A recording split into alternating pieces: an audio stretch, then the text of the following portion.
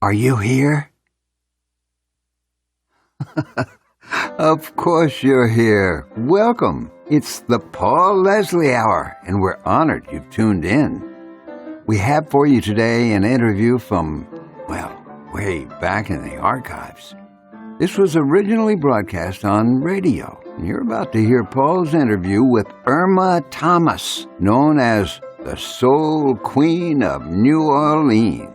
Irma Thomas is a Grammy Award-winning vocalist and recording artist. She's a great blues singer, soul and gospel singer, an inductee of the Louisiana Music Hall of Fame. Oh yes. Irma Thomas has appeared in, well, too many New Orleans jazz and heritage festivals to count. In fact, she's one of the prominent people in the documentary Jazz Fest, a New Orleans story, hitting theaters nationwide on June 3rd, 2022. So check it out. Hey, since you're listening, how about considering going to www.thepaulleslie.com/support? You can help us with the never-ending quest of helping people tell their stories. Now, ladies and gentlemen, an interview that's not been heard since its original broadcast. It's time to unearth the Irma Thomas interview right here on the Paul Leslie Hour. It is with great pleasure we welcome Grammy Award-winning soul and rhythm and blues singer, inductee of the Louisiana Music Hall of Fame, the Soul Queen of New Orleans, Miss Irma Thomas. Thank you so much for joining us on our show. My pleasure. My first question, who is Irma Thomas? I haven't a clue. I'm just me. I never dissect who Irma Thomas is. Let me ask you this. I think most stories are best from the beginning. What was life like growing up in New Orleans? Growing up at what stage? From real young or teenage or what? Well, tell us about just kind of like the music you heard growing up. What part I of was New Orleans? surrounded from a very small child all the way up until I got into the business myself. I mean, yeah, you know, my father on the weekends even in the evenings when he'd get off from work, he'd come in and put on some B.B. King or some Lightning Hopkins or some Percy Mayfield or somebody like that. If the radio wasn't playing the kind of music you want to hear at that time. But during those years, you could turn on your radio, and in New Orleans area, in any given station, you'd find some good R&B or some good gospel music. So the music was always in the house at one point or another. Well, tell us a little bit about the Baptist church choir that you sang in. Oh, well, it's a Baptist church choir. I mean, we sing gospel music and contemporary as well as old gospel hymns. Yeah. Do you think that the gospel music had an influence on your style? I'm sure it did. I grew up in the church, so I'm sure it influenced me in many ways. You are a product of your environment, and since my environment was surrounded by good gospel music and songs of that nature, of course it influenced me. You mentioned for example, the style of music that you heard around the house, R&B. Can you remember favorite singers growing up? Well, I mean, I was a product, a person who enjoyed good music. It didn't matter who sang it. I mean, back in those days, there were few in number. I mean, you had your popular blues artists and you had your popular gospel artists. My parents weren't big fans of what they call hillbilly music, because it wasn't called country western back then. It was called hillbilly music. They weren't big fans of that, although I did hear it from time to time, because for some reason, I used to love this song, "Okay from Muskogee," and I never got all the words together, but it was catchy too. So, you didn't have a large genre of music to deal with. I mean, you had your R&B, you had what they call pop music, and then you had your country music and your gospel music. So you had fewer choices in terms of genres. I mean, but the music was there. I mean, it was all around you every day. My parents didn't have a car early in my childhood, so turn on your radio, but in the house and on the street corners, growing up in New Orleans, you would hear it coming out of the local barroom doors.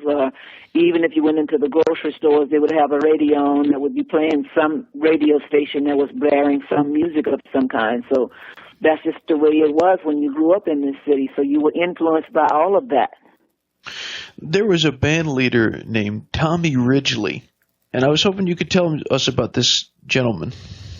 Well, all I can tell you about Tommy Ridgely is I knew him from his musical standpoint. He was a gentleman that was playing in the club where I was the waitress when I got fired for singing on the job. He hired me as his front singer, and he was a very nice guy. He was the one who took me to audition for my first recording as a professional singer.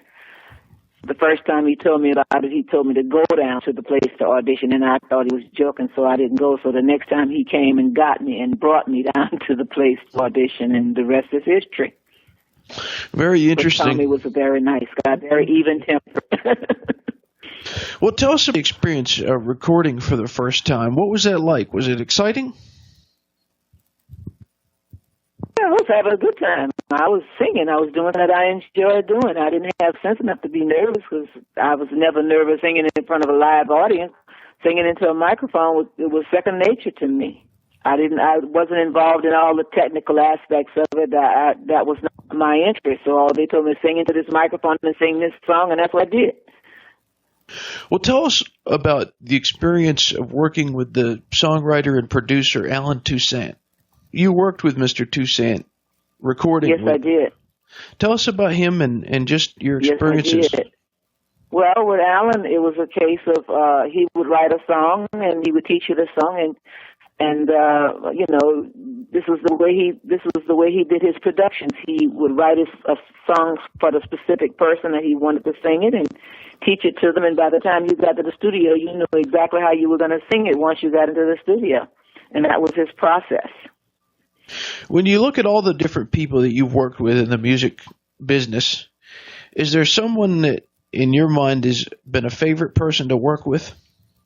Well, basically all of them. I've only had one or two people that I didn't particularly like working with because of their technique and their attitude towards me. Other than that, most people I work with, producers, have been very, very nice, very cooperative.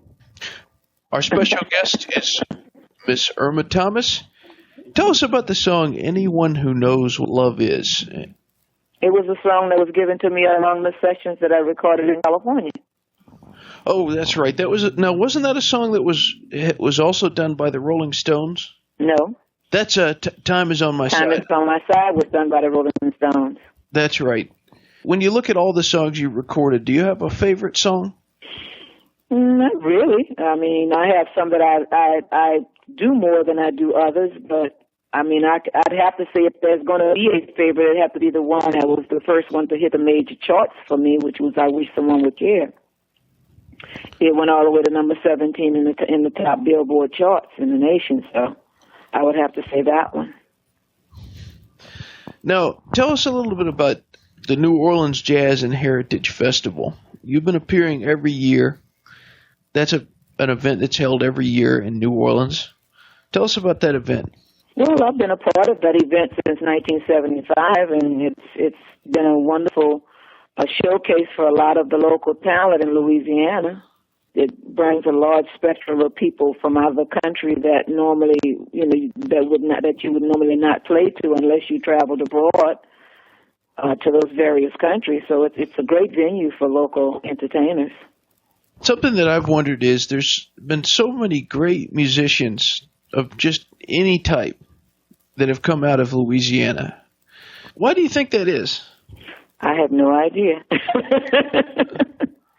I have no idea, but it is unique to the Louisiana area because unlike other cities and states that border the coast, we have immigrants from every country, just like New York have immigrants from every country. So does Texas. It's a border state. California is a border state, but Louisiana and New Orleans just happen to be unique in that our music is just different. In what way would you say it's different? Well, we managed to incorporate all of the ethnicity that's living in our city and in our state within our music. For instance, if you grew up in New Orleans, you have influences of French, German, Spanish, Italian, you name it. It's even in the food. We managed to cross-pollinate, if I could put it that way. We managed to cross-pollinate our music just like we cross-pollinate our food. You hear a little tinge of all of that in our music when we perform. Very interesting answer. Now, in April of 2007, you were inducted into the Louisiana Music Hall of Fame. You've had many records. You've had a lot of performances. When you look back at your career, what are you most proud of? All of it. All of it. I mean, it's a very humbling experience. Not only was I inducted into the Louisiana Hall of Fame, I was also inducted into the Blues Hall of Fame in Memphis this year, back in May. So, it's just a humbling experience to know that people care enough to want to keep you around in some form throughout eternity. Do you have any plans at the time to record? Other than to make a good record? None specifically. We try to record music that we think our fan base will enjoy and appreciate our effort enough to want to spend money and buy it and, continue to listen to it. I look at all of the things that have happened to me over the last few years and consider that an honor that folk care enough to do that. I mean, winning the Grammy and winning the induction into both of the Hall of Fames, those are very humbling experiences for an entertainer.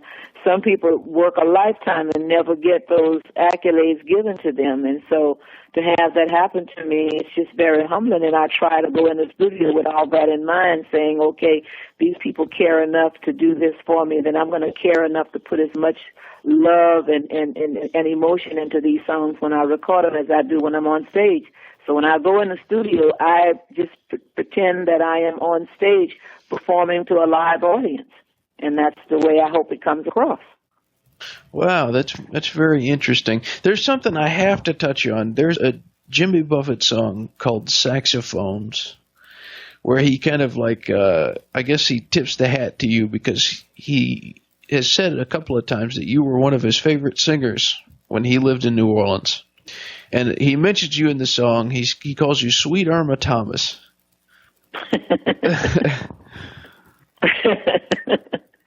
I've heard people tell me that many times, and I've met him, and he's a very nice person, very humbling experience.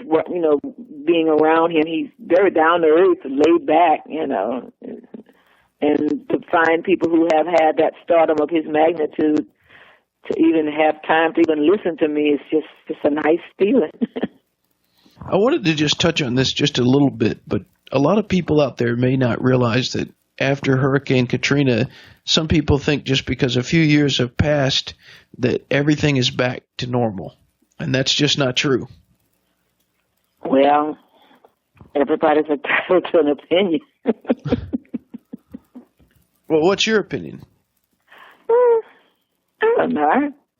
I really don't have one in that situation. I really can't say, like I said, everybody's entitled to their opinion. Right.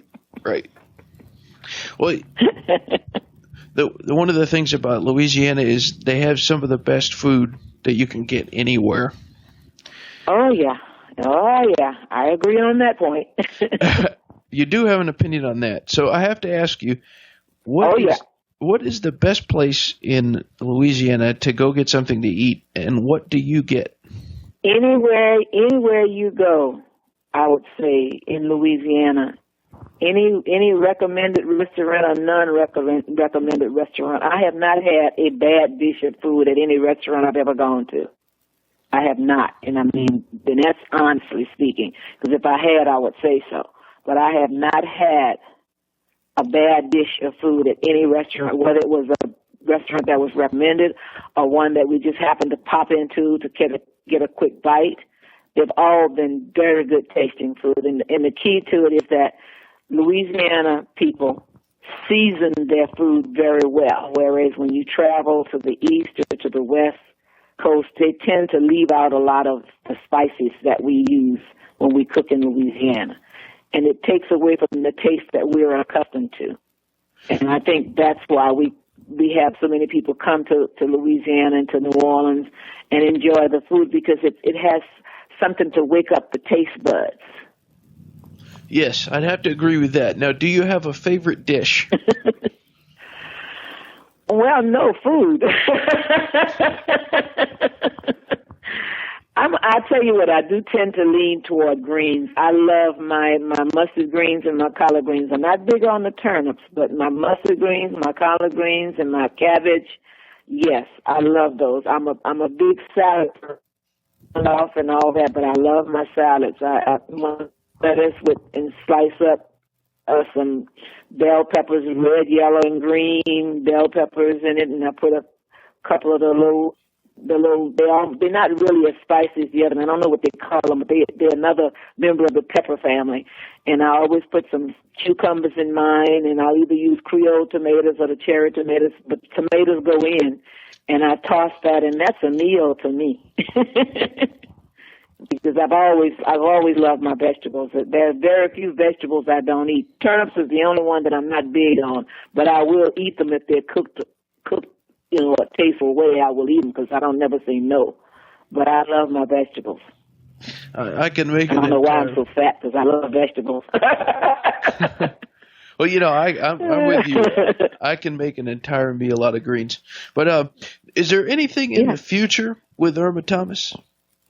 I'm working on my book, because after Katrina, I got delayed with, like everybody else. I'm trying to, in the midst of trying to get my life back together, my home life in terms of getting my living quarters back together to be in a living state. And I kind of got away from getting the book together, but I'm still working on that. And there's a possibility in some distant future that there may be a movie about me. I don't know why, but I guess they find it interesting. You're so humble. Now, tell us, this is going to be your life story, this book? Basically, my musical life, yeah. They're trying. I'm trying to just be. It's going to be a combination of both, because you can't really do one without the other. It's basically my book is going to be basically about my upbringing and my growing up and my childhood. My teenage pregnancy time and how I came out of that and got my degree, and the things that have happened to me from that time up to the time the book is finished. Because I feel, since I I volunteered to do it, speaking to young women and women who became mothers young, and even mothers who are single, try to inspire them to go ahead on and get educated and better their living conditions through education. I decided to go ahead on and write the book so they can see and have reference to how I did it and what was my motivation and that sort of thing. So that was the reason I want to do the book. I'm not a movie. I don't know why I want to do a movie on me, because it's just like any other life story. I grew up, I had my trials and my tribulations, and that's what it is, but they seem to think it would make an interesting movie. I don't know why, but it's on them. But the book I wanted to do to be able to have something to young people, not necessarily just young women, but young people in general. We'll certainly look forward to that.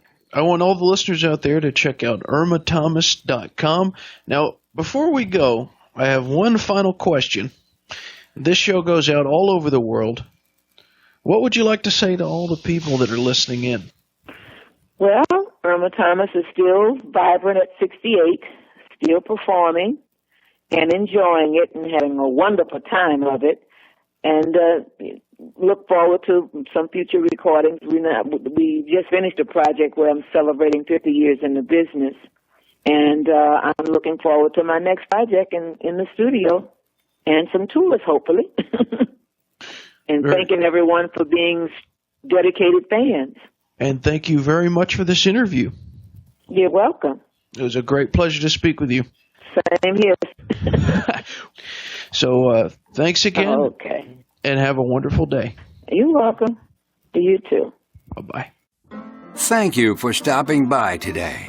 If you enjoyed our program, consider telling a friend about it. The Paul Leslie Hour is made possible through people just like you. So you want to keep the show going, right? Go to thepaulleslie.com. That's thepaulleslie.com. Click on Support the Show. And thanks to everyone who contributes. Performance of the intro music is courtesy of John Primorano, The Entertainer, written by Scott Joplin. End credit theme music is courtesy of John Primorano, the traditional song Corina Corina. Your announcer is Dan Gold. Hey, that's me. The show is hosted and produced by Paul Leslie. And we'll see you next time on the Paul Leslie Hour.